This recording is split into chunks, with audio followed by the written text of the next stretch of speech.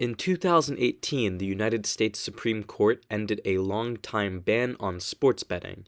Since then, 18 states have fully legalized sports wagering, with numerous others in the process of legalizing.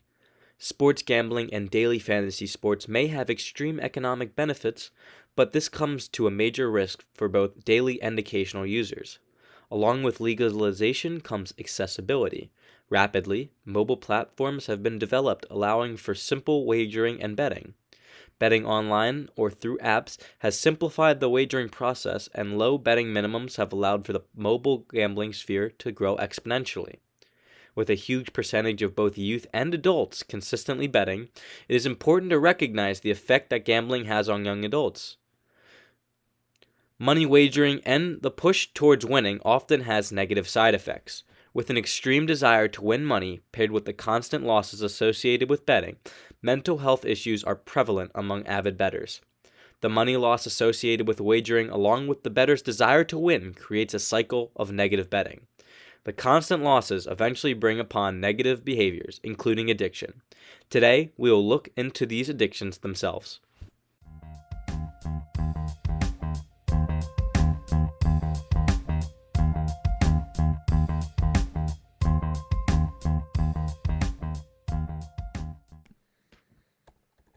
I am here with Lori Barsh, a AP Psychology teacher at Upper Perkiomen High School. First of all, I just wanted to thank you for joining us today. My Um, pleasure.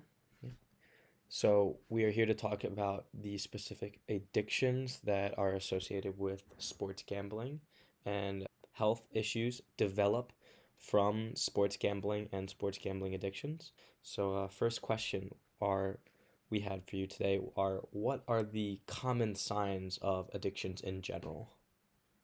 So, addictive behaviors occur when an activity or a behavior becomes the main focus of an individual's life. It can cause harm, whether physical or mental, to that individual or others. And it's possible for a person to become addicted or dependent on most anything, whether it's alcohol or drugs, internet, gaming, shopping, food, dieting, or gambling. And the key is to learn and to know the characteristics of addiction so you can identify if someone you know or love is going down a slippery slope. So, one characteristic that is common is an obsessive thought pattern around that addiction. So, if someone is acquiring or using drugs, for instance, they may be engaging in addictive behavior, and that becomes the main priority of their life. And other obligations, such as work or family or school, are really sidelined. Another common sign is a disregard of harm for themselves or for someone else. Like, even though the addiction may be causing physical or mental harm to themselves, that person continues their behavior. And the same for if it's a loved one. Even though they are causing harm to the loved one, they continue that behavior. And it's like they have a loss of control. Even in the face of wanting to stop their actions, they really cannot do so. So it becomes a denial and often becomes one of secrecy too, hiding their addiction, um, um, whatever it is that they are doing. Got it. Thank you. So, how do these specific addictions develop? How do people normally end up with an addiction rather than just a regular usage of that individual idea? Well, that's really interesting that you asked that question because we allude to addictions in everyday conversation. Like you were saying, we refer to them as like chocoholics or workaholics, or it's just become a common thing. And how do you know Mhm. that distinction between using or doing something on a daily basis, where you watch TV or a lot of movies, and to where it becomes an actual addiction? And one of those interesting things is that the Diagnostic and Statistical Manual of Mental Disorders, what they call the DSM 5, which is the American Psychiatric Association Diagnostic Manual, doesn't even refer to addiction as a clinical disorder until 2013. So what we're starting to find out is, since you can be addicted to so many different things, we're looking at it more of instead of looking at it from a notion that there's multiple addictions, we're looking at it more these days as what they call the syndrome model of addiction. That there's one addiction and that's associated with multiple possible expressions. And that can really be almost anything, like we said. And clinicians and scientists now really think that people engage in these addictive behaviors as a form of escape, as a form of looking for physical and emotional comfort, really. And people go engage in these behaviors really just to feel good or to feel better. So the roots of addiction can reside really in pleasure seeking, sensation, self medication, trying to rectify poor self images or poor self esteem. So there's a lot of reasons why addictions can develop, but one of the key things is the ideas that the addiction actually subjectively changes the experience in a desirable direction. They feel good. They're feeling better. And that is, at the heart of developing an addiction. And there have been a lot of scientific advances recently that have allowed us to see some of this in brain imaging. And we see in these brain images that our brain responds similarly to different pleasurable experiences, regardless of the actual activity. And there's also a connection with what they call the dopamine-rich neurons, which gives one a greater sense of pleasure. And repeated use of these things encourages and strengthens these neurons. And so these are some of the things that are at the heart of developing addictions.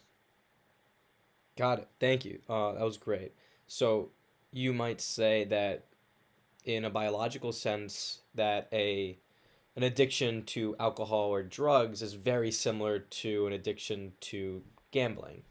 Absolutely. At the heart of it, and that is, again, going back to the syndrome model of addiction, is suggesting that there's one kind of addiction and it just has multiple expressions depending on the activity that enhances that person's thought processes. Interesting. Wow. So, well, we have one last question. So, are teenagers or youth more susceptible to addictions than the normal population of adults? Most definitely. It's a well-established fact that teenagers and young adults are more vulnerable to addictions than any other groups. And when they do become addicted, the consequences are often more severe. And the reason for this is because the brains of young people are still forming.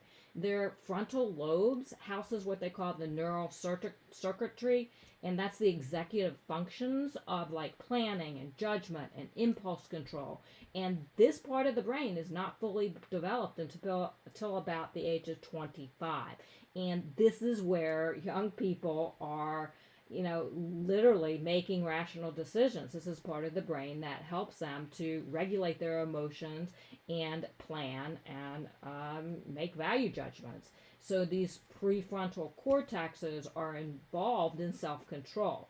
So it's really an extremely important connection between adolescents and the risky behaviors and impulsive actions that they can have to deal with.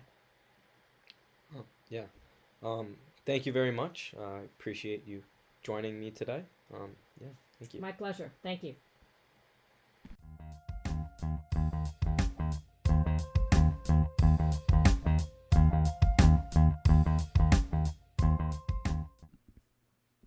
Mobile sports betting in the United States is truly just starting. With only a small percentage of states open, however, the associated problems are easily found and have terrible consequences. It is highly probable that during the 2020s, mobile betting is legalized in all, if not most, of the U.S. With that, most likely in the future, the plan that is currently in place for sportsbooks is unacceptable, and there is a clear path from free wagers to severe addiction. With the understanding that sports-related betting has helped build dozens of multi-billion-dollar companies, it is nothing if not fair to believe that legislation, practices, and eventual help can be put in place to help those that deeply suffer from the many negatives.